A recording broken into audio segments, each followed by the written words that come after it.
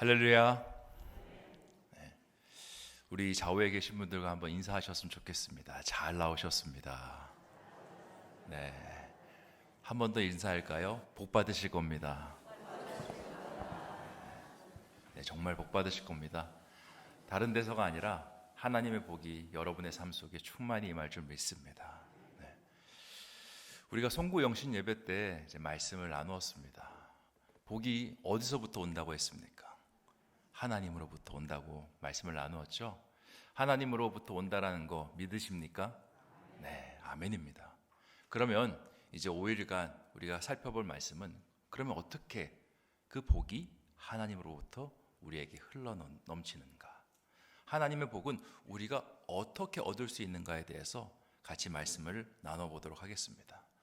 여러분, 복이 무엇이라고 생각하십니까? 무엇이 복이다? 제가 복이 무엇인가 이제 국어사전을 찾아보니까 국어사전에서 이렇게 이야기합니다. 삶에서 누리고 좋고 만족할 만한 행운 또는 거기서 얻는 행복이라고 정의하더라고요. 그 영어 사전에서는 어떻게 복을 정의할까? 이 블레싱이라는 단어를 찾아봤더니 이렇게 이야기합니다. To comfort, prosperity or happiness. 그러니까 번영과 행복을 누군가에게 주는 것이 복이다라고 말하고 있습니다. 두 가지를 한번 이렇게 종합적으로 가지고 와서 한번 생각해 보면 복은 우리의 삶에 굉장히 좋고 긍정적인 것이다라고 설명할 수 있을 것 같습니다. 그러면 세상에는 복만 있는 것입니까? 복에 반대되는 개념은 없을까요? 복의 반대말이 무엇입니까? 저주, 화라고 말할 수 있을 것 같습니다. 자, 우리의 삶에는 복도 있지만 이 저주라는 화라고 불리는 것들도 있습니다. 이것이 번갈아 가면서 일어나기 때문에 우리는 제발 이런 화는 좀 없었으면 좋겠고 복만 가득 넘쳤으면 좋겠다라고 그렇게 생각하며 살아갑니다. 그런데 하나님께서 이 세상을 만드셨을 때는요, 오직 한 가지만 존재했습니다. 바로 뭐냐? 복만 존재했습니다. 화는 전혀 존재하지 않았습니다. 하나님께서 창세기에서 세상을 지으신 다음에 뭐라고 말씀하셨습니까? 보시기에 심히 좋았다, 나빴다? 좋았더라. 나쁘다라는 말은 전혀 거기에 등장하지 않습니다. 모든 것이 좋았습니다. 산천과 초목이 나올 때도 좋았고, 빛이 있을 때도 좋았고, 인간이 태어났을 때도 하나님은 심히 좋았습니다. 그리고 하나님께서는 그 하나님의 창조의 순리대로 살아갈 때 너희가 생육할 것이고 번성할 것이고, 오늘 영어의 성경에 프로스퍼리티, 번영할 것이고 너희의 삶 속에 축복이 충만히 임하실 것이다 라고 말씀해 주셨습니다. 그건 인간뿐만 아니라 모든 동식물들도 마찬가지입니다. 그러다가 무엇이 복이고 무엇이 저주이고로 딱 갈려지는 시점이 있습니다. 그게 언제냐? 아담과 하와가 선악과를 따먹었을 때. 인간이 순리대로 사는 것이 아니라 내 뜻대로 내 의지대로 순리를 변경하려고 했을 때, 순리가 아니라 영리로 살려고 할 때 우리의 인생에 뭐가 들어오게 되었냐? 저주라는 단어가 들어오게 되었다라는 것입니다. 하나님께서 모든 것을 다 좌에서 우로 흘러가게 하셨는데 내가 하나님이 되어서 우에서 좌, 우에서 위, 우에서 아래로 흘러가게 하려고 하기 때문에 우리의 삶 속에 저주가 찾아왔다라는 겁니다. 스페인 사라고사주의 보르아라는 마을에 19세기 화가 엘리아스 가르시아 마르티네스가 그린 성화가 있습니다. 그림 한번 보여주시겠어요? 에케호모라는 성화인데 이게 미세리코르디아 성당 벽면에 그려져 있습니다. 이 에케호모는 이 사람이로다, 보라 이 사람이로다라는 그런 뜻을 갖고 있습니다. 예수님께서 요한복음 19장 5절에 빌라도에게 이제 문책을 받고 사람들 앞에 섭니다. 그때 가시 면류관을 쓰고 자색 옷을 입고 사람들 앞에 섭니다. 그리고 유대 군중들을 향해서 에케호모, 이 사람이로다, 보라 이 사람이로다라고 말하는 장면을 이제 묵상하면서 화가가 그림을 그린 것입니다. 그런데 이 그림을 그러니까 성당 안에 그린 게 아니라 외벽에 그리다 보니까 이게 시간이 지나면서 풍화작용을 겪습니다. 그래서 자연 풍화에 의해서 그림이 점점 훼손되기 시작한 거예요. 그러니까 예수님의 그림이 훼손되기 시작하니까 얼마나 마음이 아픕니까? 그래서 사람들이 이제 안타까운 마음으로 지켜보고 있었는데 그 마을에 사는 한 80대 어르신이 이제 그림을 좀 제법 그립니다. 이 그림을 복원시키고 싶은 거예요. 그래서 어느 날 물감을 잡고 이 그림을 복원시킨 겁니다. 복원시킨 그림 보여주십시오. 원작의 그림을 이렇게 덧칠한 겁니다. 사람들이 이 그림을 보고 별명을 지어줬습니다. 원래는 에케 호모인데 에케 모노. 보라, 이 원숭이로다. 이게 전 세계로 짤이 이제 밈이라고 해서 조그만 이제 사진으로 이제 장난스럽게 그리는 그림으로 이제 발전이 돼서 막 희화돼서 사람들에게 놀림거리가 되었습니다. 저는 하나님께서 우리에게 허락하신 복과 저주가 이와 같지 않는가라는 생각을 하게 됩니다. 하나님께서 창조하신 세계는 복의 세계입니다. 그 자체로 너무 아름답고 그 자체로 너무 위대하고 우리에게 너무나 좋습니다. 그런데 우리는요, 그 복에다가 자꾸 뭔가를 하려고 합니다. 뭔가 나만의 생각을 가지고 자꾸 덧칠을 하려고 합니다. 하나님, 이 부분은 왜 이렇게 어둡나요? 좀 진하게, 좀 밝게 해주세요. 하나님, 이 부분은 왜 이렇게 밝나요? 좀 어둡게 해주세요. 덧칠을 하고 덧칠을 하고 덧칠을 하니까 어떻습니까? 하나님께서 만들어 놓으신 걸작품이 오히려 희화화되는 졸작품으로 변하게 된다는 것입니다. 예를 들어 볼까요? 하나님께서 우리에게 자녀를 주셨습니다. 자녀는 축복입니까? 저주입니까? 아유, 그놈의 화상, 그놈의 화상. 지금은 그럴 수 있지만 그 아이가 태어났을 때 얼마나 귀합니까? 방긋방긋 웃는 모습에 부모의 마음이 애간장이 녹습니다. 하나님께서 자녀를 주셨고 그 자녀를 길러가면서 느끼는 행복, 그 행복을 느끼라고 하나님께서 주신 자녀는 복입니다. 옆에 우리 자녀들이 몇 명 왔는데 그 자녀들 다 복입니다. 그런데 언제부터 문제가 생기느냐? 하나님께서 그 자녀를 주셨으면 그 자녀를 주신 하나님의 뜻 가운데 순리대로 자녀들을 길러가야 되는데 부모는 잘 참지 못합니다. 그러면서 자꾸 거기다 덧칠을 합니다. 하나님이 아니라 네가 공부를 잘해야 된다. 하나님이 아니라 네가 세상에서 성공해야 된다. 하나님이 아니라 뭘 해야 된다. 사랑하는 마음으로 자꾸 덧칠을 하는데 결국에 자녀가 나중에 성장한 다음에 어떻게 됩니까? 아이는 나름대로 세상이 보기에 잘 된 것 같은데 하나님을 잃어버리면서 그렇게 살아가는 우리 젊은이들, 우리 자녀들이 얼마나 많습니까? 그러면 어떡합니까? 나중에 하나님, 우리 자녀 하나님 품으로 다시 돌려보내 주시옵소서. 울면서 기도하는 모습이 우리의 모습이 아닌가 생각이 됩니다. 저주는요, 복과 상반되는 개념이 아닙니다. 저주는 원래 한 줄기였는데 우리 인간의 잘못이 거기에 가미되면서 변질돼 버린 어두운 모습이 바로 저주인 것입니다. 그러니까 동전의 양면과 같습니다. 우리에게 흘러오는 복을 우리가 제대로 관리하지 않고 우리의 인간적인 생각이 덧입혀지면 변질돼 버리는 반대편의 모습을 보여주는 것이 바로 저주인 것입니다. 그래서 우리가 복받는 방법은 다른 것이 아닙니다.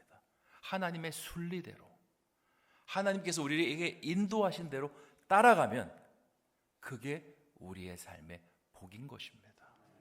오늘 우리가 읽은 신명기 28장, 우리가 1절부터 14절까지 말씀만 읽었는데 이 신명기 28장은요 본래 68절까지 되어 있는 긴 절의 말씀입니다.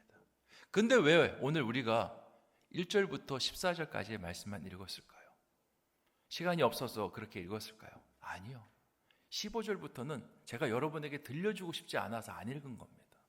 15절부터 68절까지는 다 저주입니다. 몇 개만 읽어볼까요? 제가 15절 읽겠습니다. 내가 만일 내 하나님 여호와의 말씀을 순종하지 아니하여 내가 오늘 내게 명령하는 그의 모든 명령과 규례를 지켜 행하지 아니하면 이 모든 저주가 내게 임하며 내게 이를 것이니 19절입니다. 내가 들어와도 저주를 받고 나가도 저주를 받으리라. 46절에는 엄청나게 무서운 말씀합니다. 이 모든 저주가 너와 내 자손에게 영원히 있어서 표징과 훈계가 되리라. 저주가 대물림 될 것이라고 그렇게 이야기하고 있는 것입니다. 왜 하나님께서 축복은 조금, 저주는 이렇게 길게라고 말씀하고 계실까요? 하나님께서 우리에게 엄한 하나님으로 보여주시기 위해서 그렇게 하시는 것일까요? 아닙니다. 하나님은 알고 계셨어요. 우리가 하나님의 순리대로만 살면 너희에게 복이 많은데 제발 그렇게 좀 덧칠하는 거, 그 손 좀 내려놓으라고 하나님께서 저주를 그렇게 무섭게 길게 말씀하고 있는 것입니다. 우리는 그냥 하나님의 뜻대로 따라가면 복입니다. 그리고 하나님의 뜻대로 따라가게 될 때 하나님께서 어떤 복을 우리에게 허락하실까? 거기에 대해서 오늘 말씀을 살펴보도록 하겠습니다. 우리 1절 말씀 같이 한번 읽어보도록 하겠습니다.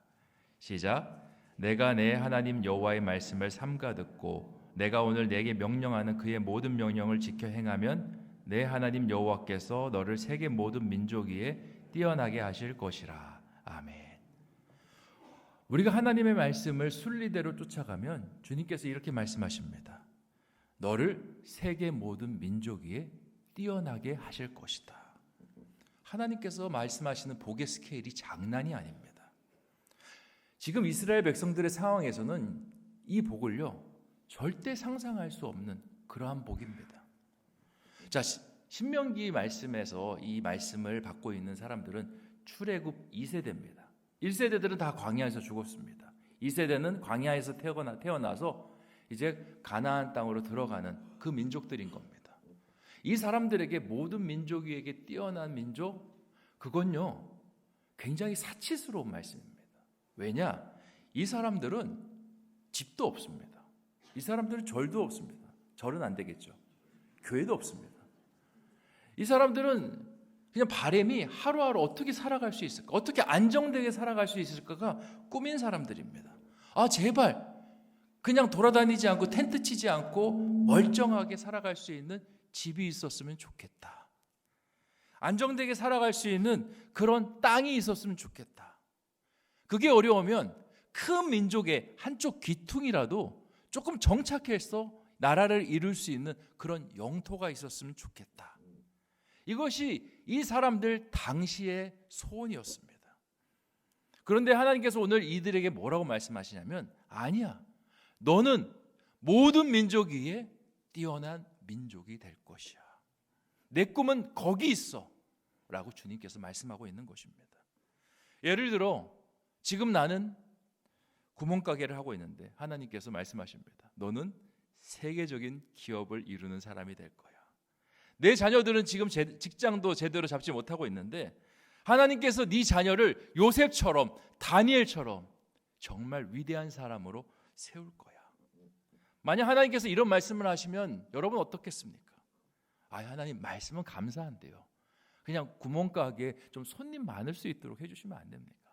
하나님 감사한데 우리 자녀 그냥 조그마한 직장이라도 좀 오래 다니고 행복하게 다닐 수 있는 직장 주시면 안 되겠습니까? 라고 말하지 않겠습니까? 딱 이런 상황인데 하나님께서는 그렇게 얘기하지 않습니다. 아니야, 너의 꿈이 거기 머물러 있으면 안 돼. 너의 꿈은 너를 세상 누구보다 뛰어나게 하는 것이 나 하나님의 꿈이야 라고 말씀하고 있는 겁니다. 이스라엘에게 이렇게 말씀하십니다. 내가 너 고작 그냥 땅 하나 얻게 하기 위해서 바로 앞에서 10가지 재앙을 내가 행하였느냐. 고작 그 살만한 집 하나 마련하기 위해서 내가 홍해 바다를 그렇게 동풍으로 가르고 너희를 이곳으로 인도하였겠느냐. 아니야. 나의 꿈은 거기 있는 것이 아니라 너를 세계 모든 민족 위에 뛰어나게 하기 위해서 내가 너를 불러내었다 라고 말씀하고 있는 것입니다. 그리스도인이 복을 바란다면 우리는 우리의 복이 아니라 하나님의 복을 바라야 할 것입니다. 하나님의 복은요 째째하지 않습니다. 큰 그림을 바라보고 있는 그 꿈입니다. 우리는 현재밖에 보지 못하지 않습니까? 현재의 상황 속에서 조금 더 나은 내일, 근데 하나님은 시간을 뛰어넘는 분이에요.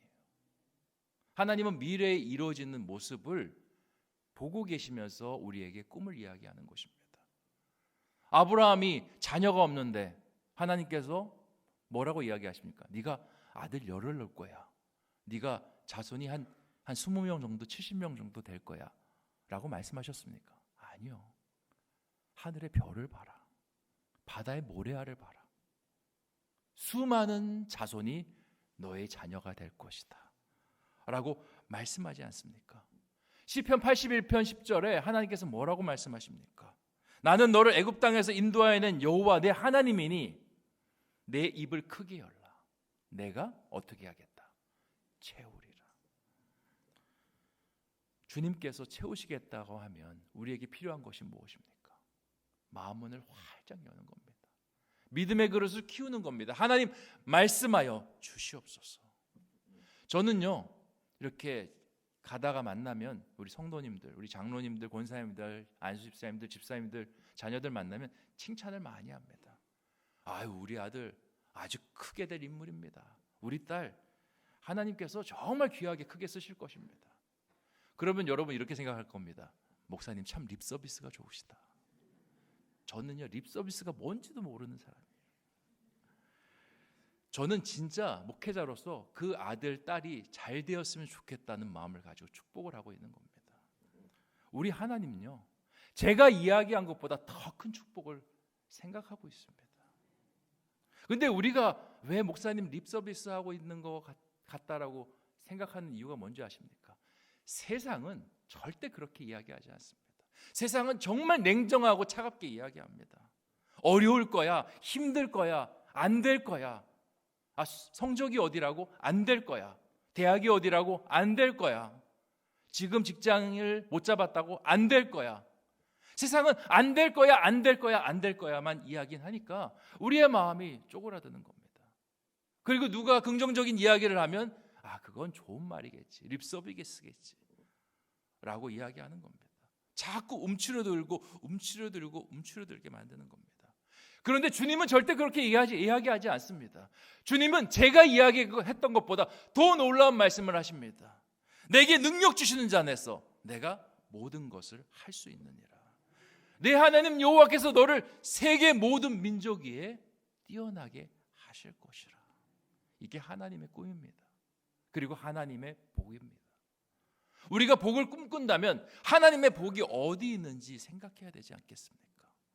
여기요? 아닙니다. 저기 있는 것이 하나님의 복인 것입니다. 5일 동안 우리가 말씀을 나눕니다. 말씀 속에 하나님의 복과 나의 복의 그 핀트를 맞춰 나가셨으면 좋겠어요. 자녀들을 위해서 기도할 때 할 수 있는 모든 말로 축복해 주세요.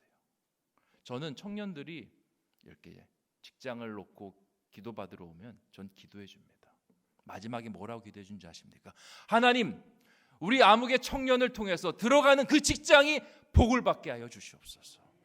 나중에 이 청년을 품은 것이 그 직장에서 가장 위대한 선택이 되게 하여 주시옵소서. 저는 이게 꿈이라고 생각합니다. 우리 자녀들, 또 우리 남편들, 아내들, 하나님께서 훨씬 더 큰 계획을 갖고 계십니다. 그 계획을 같은 마음으로 축복해 주는, 그렇게 2024년을 같이 출발해 나가는 저와 여러분 되시기를 주님의 이름으로 축원드립니다. 같이 기도하겠습니다. 이 시간 주신 말씀을 생각하며 함께 기도하기를 원합니다. 복과 저주는 다른 것이 아닙니다. 같은 줄기인데 우리가 어떻게 반응하느냐 복이 되고, 어떻게 반응하지 않느냐, 다르게 반응하냐에 따라 저주가 됩니다. 그리고 하나님의 복은 째째하지 않습니다. 엄청나게 큰 스케일로 우리 가운데 있습니다. 왜냐? 하나님은 처음과 나중을 모두 보고 계시기 때문에 그러한 줄 믿습니다. 하나님, 내가 하나님을 쫓아갈 때 순리대로 쫓아가게 하여 주시고, 또한 하나님 안에서 정말 믿음의 그릇을 크게 여는 사람이 되게 하여 주시옵소서. 이 마음을 담아 같이 합심해서 기도하도록 하겠습니다. 참 좋으신 아버지 하나님, 주님께서 오늘 우리에게 말씀을 주셨습니다. 하나님 말씀 훨씬 크고 놀랍고 대단합니다. 하나님 성령께서 함께하여 주셔서 우리 정말 하나님의 뜻과 하나님의 그 마음을 순리대로 쫓아갈 수 있는 우리가 되게 하여 주시옵소서. 아버지 하나님, 간절히 원하는 것은 우리가 때로는 덧칠하고자 하는 마음들이 있습니다. 자꾸 내가 하고자 하는 일에, 내가 하고자 하는 마음에 뺏겨서 하나님의 일을 온전치 못하게 하며 덧칠하고 어렵게 만들 때가 있습니다. 이리저리 실타래처럼 얽혀버린 상황 속에서 하나님 어찌합니까? 도와주시옵소서. 아버지 하나님, 망쳐진 그림을 가지고 주님 앞에 나오는 일들이 얼마나 많습니까? 주여 용서하여 주시오. 다시 한번 주님 앞에 순리를, 주님의 순종을 아버지 하나님 따라가기를 원하오니 함께하여 주시옵소서. 또한 아버지 하나님, 우리가 꿈꾸는 그 복을 아버지 하나님 정말 째째하게 작게 아버지 두는 것이 아니라 정말 놀랍게 크게 들고 나아갈 수 있도록 주여 인도하여 주시고, 그 하나님의 놀라운 꿈에 우리의 마음을 맞출 수 있도록 주여 인도하여 주시옵소서.